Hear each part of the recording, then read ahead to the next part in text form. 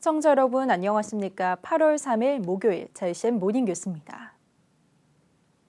텔레그램을 통해 마약을 판매하고 다른 마약 조직에 자금 세탁까지 해준 전국적인 마약 판매 조직이 울산경찰에 검거됐습니다. 조직원 대부분이 대학생과 사회초년생들인데 마약 운반책인 일명 드라퍼에는 고등학생까지 있었습니다. SNS 사용이 익숙한 젊은 층이 마약 범죄에 쉽게 빠지고 있습니다. 구현희 기자의 보도입니다. 경찰이 건물 외벽 에어컨 실외기 밑에서 뭔가를 꺼냅니다. 일명 던지기 수법으로 유통하려던 액상 마약입니다. 해외에서 마약을 몰래 들여와 텔레그램을 통해 국내 유통시킨 마약 조직이 경찰에 검거됐습니다. 마약류 관리에 관한 법률 위반 혐의로 긴급 체포합니다. 회원 3천여 명을 보유한 텔레그램 마약 판매 채널 5개를 운영한 이 조직의 총책은 22살 유학생. 주로 베트남에서 화장품과 식품 같은 국제 택배로 둔갑해 국내로 들여왔는데 전자담배 용기 등에 담아 전국의 원룸과 주택가 일대에 일명 던지기 수법으로 유통했습니다. 이런 식으로 국내에 유통된 마약만 시가로 14억 원에 달합니다. 대면하지 않고 텔레그램으로 범행을 지시한 총책은 물론 조직원들 대부분이 20대 초반. 마약 운반책인 일명 드라퍼에는 고등학생도 있었는데 마약을 구입할 돈이 없자 월 300만 원을 준다는 얘기에 범행에 가담했습니다. 특히 이 마약 조직은 마약 판매에 그치지 않고 텔레그램에서 활동하는 다른 마약 조직들의 자금 세탁까지 도왔습니다. 마약 구매자가 대포 통장으로 돈을 송금하면 가상화폐로 바꾼 뒤 자금 세탁을 의뢰한 마약상의 전자지갑에 전달하는 방식인데 이런 식으로 최소 5곳의 마약 판매 조직으로부터 170억 원을 세탁해주고 수수료로 17억 원을 챙겼습니다. 직접 마약을 판매한 금액은 14억 정도 되고요.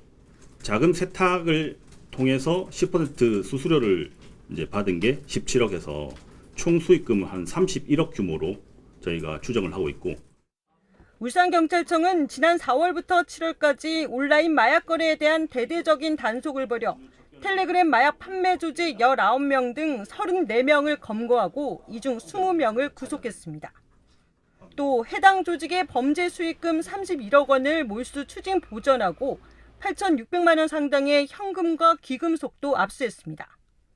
서울 등 전국 79곳의 원룸과 주택가 일대에 던지기 방식으로 숨겨둔 마약을 전량 회수하는 한편 검거 현장에 보관 중이던 시가 2억 원 상당의 마약도 압수했습니다. 경찰은 계속해서 해외 마약 공급책을 추적하는 한편 자금 세탁을 맡겼던 마약 판매상들의 뒤를 쫓고 있습니다.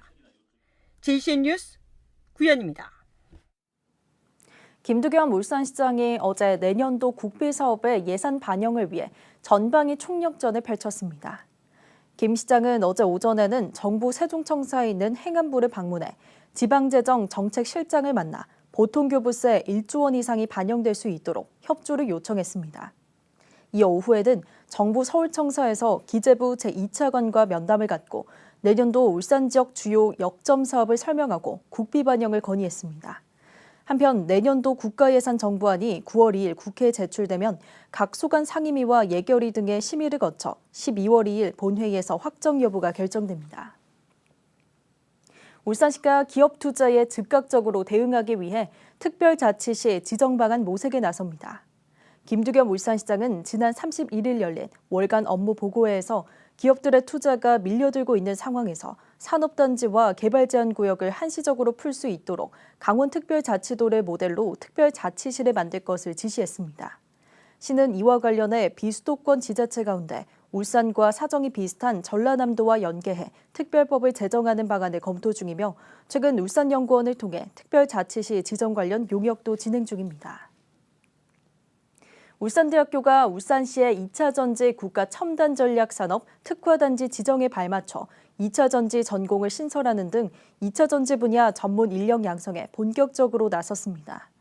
울산대는 융합대학에 2차 전지 전공을 신설해 내년 1학기부터 3, 4학년 100명을 선발해 집중 교육합니다. 강의 교과목은 이론과 실습, 현장 직무를 반영해 2차 전지 소재 화학과 2차 전지 제조 공정 및 설계 등으로 구성됩니다. 울산대는 이와 함께 최근 화학 분야 중견기업인 코스모화학과 코리아PT 등과 함께 컨소시엄을 구성해 정부의 혁신 얼라이언스 지원 사업에 선정돼 오는 2027년까지 64억 원을 지원받는 등 이 분야의 교육 환경을 갖췄다는 평가를 받고 있습니다. 최근 교원 보호 문제가 전국적으로 화두가 되고 있는 가운데 울산시 교육청이 교원 보호 차원에서 교원의 생활 지도권 법제화에 적극 협력하겠다는 입장을 밝혔습니다. 시교육청은 천미경 시의원의 교원의 교육활동 침해에 대한 대응 방안을 묻는 서면 질문에 대한 답변에서 이같이 밝혔습니다. 시교육청은 울산에서도 교원의 생활 지도권을 법제화할 수 있도록 관련 조례를 개정해 단위 학교에서 학생을 지도할 수 있는 학칙을 제정할 수 있는 근거를 마련할 방침이라며 실회와 조례 개정에 대해 적극 협력해 나가겠다고 밝혔습니다. 울산의 소비자 물가 상승률이 2달 연속 2%대로 둔화됐습니다. 동남지방통계청에 따르면 지난달 울산의 소비자 물가 상승률은 2.5%로 지난 2021년 6월 2.4%를 기록한 이후 2년 1개월 만에 가장 낮은 상승률을 보였습니다. 소비자 물가 상승률이 이처럼 둔화된 것은 경유와 휘발유 등 유류 가격이 1년 전보다 두 자릿수로 하락한 영향으로 풀이되며 다만 전기와 가스, 수도 요금은 1년 전보다 21.3%가 올라 여전히 높은 상승률을 나타냈습니다. 울산시의 새로운 시금고 지정을 앞두고 그동안 1금고를 지속해서 맡아온 B&K 경남은행의 브랜드 명칭을 두고 말들이 많은 것 같습니다. 지역 정체성 차원에서 브랜드 명칭에 최소한 울산이라는 지명을 넣어야 한다는 것 아니냐는 목소리가 커지고 있는데요. 결국 경남은행 측이 검토 작업에 들어갔다는 소식이 들립니다만 자칫 용두사미로 끝날지도 모른다는 우려가 나오고 있습니다. 전우스 기자가 보도합니다. 4조 원이 넘는 울산시 1금고를 지속적으로 관리해왔던 B&K 경남은행이 브랜드 변경을 놓고 내부 검토에 들어갔습니다. 4년간의 울산시 금고 약정 기간이 올해 말 종료되면서 울산시가 새 금고 선정 작업에 들어간 것을 의식한 것이라는 분석이 나옵니다. 특히 김득영 울산시장이 B&K 경남은행은 울산권역을 영업권으로 삼고 있는 만큼 브랜드 명칭에 울산이라는 지명을 넣고 지역은행이라는 위치를 명확히 해줄 것을 지속적으로 요구한 것도 크게 영향을 미쳤다는 분석입니다. BUK 꼭 좀 적었으면 좋겠다. 울산은행이 됐으면 좋겠다. 울산이라는 말이 상징적으로 꼭 들어갔으면 좋겠다는 부탁의 말씀도 드리고. 지역 금융인들도 이에 대해 한 목소리를 내고 있습니다. 경남은행, 울산은행의 역할에 대한 기대가 큰 만큼 은행 명칭에 울산이 들어가는 것이 타당하다. 명칭이 들어간 만큼 울산에 대한 그 지원이 또 크게 확대돼야 한다고 그렇게 생각을 하고 있습니다. 이에 따라 B&K 경남은행도 명칭 변경에 따른 내부 검토와 함께 법적 문제 등에 대해 컨설팅을 의뢰한 상태입니다. 울산 시민들이 이제 일단 우리 울산은행에 대해서 이제 그런 염원이 있다 보니 우리 경남은행도 이제 지역을 위해서 한번 변화를 준 것도 괜찮겠다 해서 현재 부상하고 있는 새 브랜드 명칭은 울산 경남은행, 울산시 경남은행 등이지만 어디까지나 논의 단계일 뿐 확정된 것은 아무것도 없다는 게 은행 측의 설명입니다. 법인명인 주식회사 경남은행은 손댈 수 없고 B&K 경남은행에 울산을 의미하는 U를 대신 넣어 UNK 또는 BUK라는 안이 거론되지만 이 역시 그룹 명칭인 때문에 사실상 불가능하다는 입장입니다. 브랜드 명칭에 대한 법적인 문제와 B&K 금융그룹 의사결정 과정 그리고 대대적인 브랜드 변경에 따른 비용 투입 등의 문제도 걸림돌입니다. 시금고 선정을 위한 금융기관 설명회는 오는 8일 열리며 시금고 선정은 제안서 접수와 심사 등의 과정을 거쳐 오는 10월 결정될 예정입니다. 때문에 일정상 울산시 금고가 확정되는 연내 성사 가능성은 현실적으로 어렵다는 전망이 우세합니다. 자칫 경남은행의 브랜드 명칭 검토가 보여주기식 말잔치로 끝나면서 용두사미 꼴이 되는 것 아니냐는 우려가 나오고 있습니다. JCN 뉴스 전우수입니다. 울주군 청소 용역업체 두 곳이 공사장 폐기물을 불법 처리하고 그 대가로 수십억 원을 받아 챙겼다는 폭로가 나왔습니다. 전국민주연합노조는 어제 울주군청에서 기자회견을 열고 울주군과 계약을 체결한 생활 폐기물 처리 업체 2곳이 최근 6년간 공사장 폐기물을 불법 처리하면서 25억 원을 받아 챙겼다고 주장했습니다.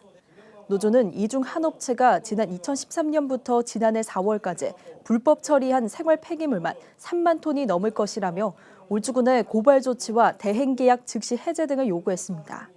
이에 대해 울주군은 공사장 생활 폐기물을 처리한 행위에 대해서는 경찰에 수사를 의뢰하고 법률 검토를 거쳐 계약 해제를 추진하겠다고 밝혔습니다. 생활 속 일회용품 사용을 줄이기 위해서는 시민들의 인식 전환이 한층 강화돼야 한다는 주장이 나왔습니다.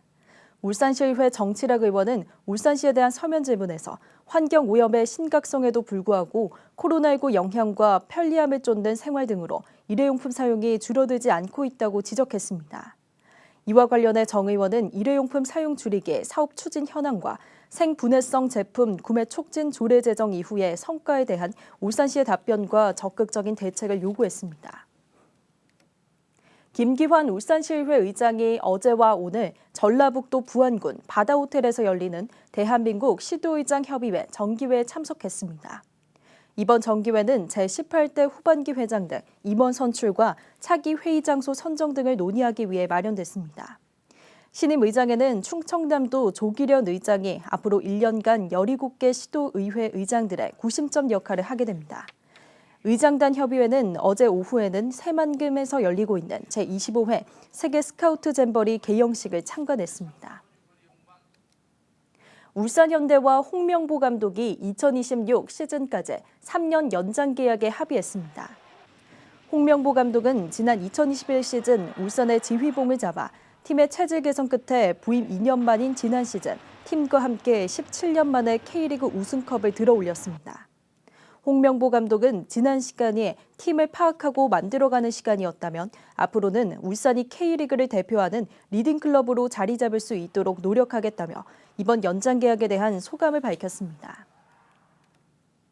울산시 교육청은 올해 조리실무사 채용 시 필기 시험인 인성검사를 폐지하고 서류 전형과 면접 시험을 강화해 직무 특성에 맞는 인재를 채용한다고 밝혔습니다.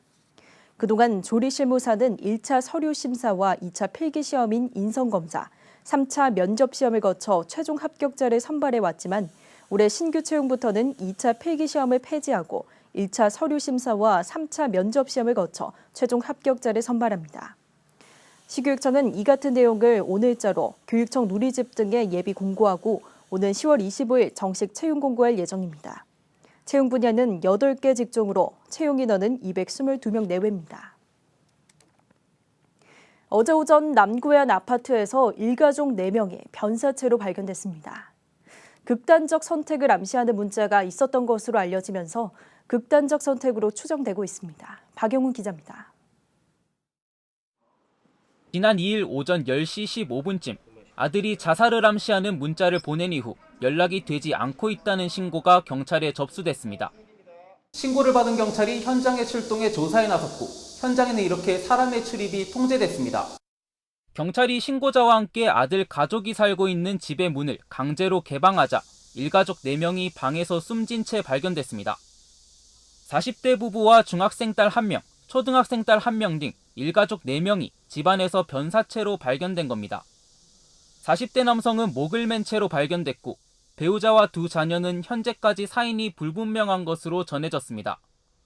시신에 피가 묻어 있었다는 증언도 있었습니다. 어머니랑 지금 같이 살고 있는데 지금 점심시간에 밥 먹고 있었는데 어머니가 갑자기 연락 오셔가지고 지금 밖에 살인사건 난 것 같다고 시체 내구까지 본 것 같다고 여기 앰뷸런스 실려갈 때 피도 너무 많이 묻어 있었다고 하더라고요. 경찰은 발견 당시 현장이 외관상 깨끗했으며 외부 침입 등 타살 혐의점은 발견하지 못했다고 밝혔습니다. 시신의 부패는 없었던 것으로 전해져 숨진 지 얼마 되지 않은 것으로 추정되고 있습니다. 경찰은 정확한 사인 분석을 위해 국과수에 부검을 의뢰하는 한편 유족과 주변인 탐문 수사를 통해 일가족이 함께 숨진 사유 등 정확한 사건 경위를 조사하고 있습니다. JCN 뉴스 박영은입니다. 폭행 관련 신고가 철회됐는데도 경찰이 계속해 신분증 제시를 요구하는 행위는 정당한 공무집행으로 볼 수 없다는 법원 판단이 나왔습니다. 울산지법 이봉수 부장판사는 공무집행방해 혐의로 기소된 40대 A씨에게 벌금형을 선고한 원심을 깨고 무죄를 선고했습니다. 1심 재판부는 폭행 가해자로 신고된 A씨가 출동한 경찰관으로부터 신분증 제시를 요구받고도 이를 거부하며 경찰관의 가슴을 때렸다며 공무집행방해 혐의에 대해 유죄를 선고했습니다. 하지만 2심 재판부는 CCTV상 A씨가 경찰관의 가슴을 때리는 행위가 확인되지 않고 A씨를 신고한 여성이 폭행 신고 의사를 철회했는데도 경찰관이 계속 신분증 제시를 요구하는 건 정당한 공무집행으로 볼 수 없다며 무죄를 선고했습니다. 지난 1일 오후 2시 20분쯤 동구 대양안 공원의 한 카페 앞에서 카페 주인 30대 남성 A씨가 50대 남성 B씨의 흡연을 말리다가 폭행 사건이 발생해 경찰이 조사에 들어갔습니다. 머리를 가격당한 B씨는 출혈로 병원으로 이송돼 응급처치를 했고 생명에 지장은 없는 것으로 전해졌습니다. 카페 주인 A씨는 금연구역에서 흡연하던 50대 남성 B씨에게 흡연을 저지하는 과정에서 시비가 붙었고 방어하는 과정에서 쌍방 폭행이 발생했다고 말했습니다. 경찰은 30대 남성 카페 주인을 특수상해 혐의로, 흡연하던 50대 남성은 폭행 혐의로 입건해 자세한 사건 경위를 조사하고 있습니다. 올해 10월에 개관을 앞두고 있던 중구 혁신도시 내 중부도서관 개관일이 내년 4월로 미뤄졌습니다. 중구청은 중부도서관 기초공사 과정에서 안반이 발견돼 공법 변경 등으로 준공이 2개월 미뤄지면서 개관 예정일도 내년 4월로 미뤄지게 됐다고 밝혔습니다. 현재는 골조공사와 마감공사 마무리 단계에 들어가 있습니다. 중부도서관은 지하 1층, 지상 3층 규모로 건축 중이며 준공이 되면 현재 성남동에서 운영 중인 임시 중부도서관이 이쪽으로 이전하게 됩니다. 울산시가 어제 세종 컨벤션 센터에서 고용부 주관으로 열린 전국 지자체 일자리 대상 행사에서 지역 일자리 목표 시행 공시제 부문 최우수상과 함께 지역산업 맞춤형 우수사업 부문에서 우수상을 수상했습니다. 이에 따라 울산시는 최우수상 1억 3,500만 원과 우수상 500만 원 등 모두 1억 4천만 원의 재정 특전을 받게 됐습니다. 울산시는 이번 평가에서 고용지표 증감과 기업 투자 유치, 그리고 민간 일자리 창출 전담 조직 신설 지원 분야에서 좋은 점수를 받았습니다. 한편 울산의 기초자치단체 중에서는 북구청이 지역 일자리 목표 공시제 부문 우수상을 수상해 재정특전 7천만 원을 받게 됐습니다. 울산시는 이제 곧 죽습니다라는 제목의 드라마 촬영으로 내일 울산대교를 제안한다고 밝혔습니다. 이번 통제는 지난 5월과 6월 두 차례에 이은 세 번째로 내일 오후 10시부터 모레 오전 5시 30분까지입니다. 연포산 터널 구간은 정상 통행이 가능하며 촬영 당일 비가 내릴 경우에는 촬영과 교통 통제 일정이 연기될 수 있습니다. JCM 모닝뉴스를 마칩니다. 함께해 주신 여러분 고맙습니다.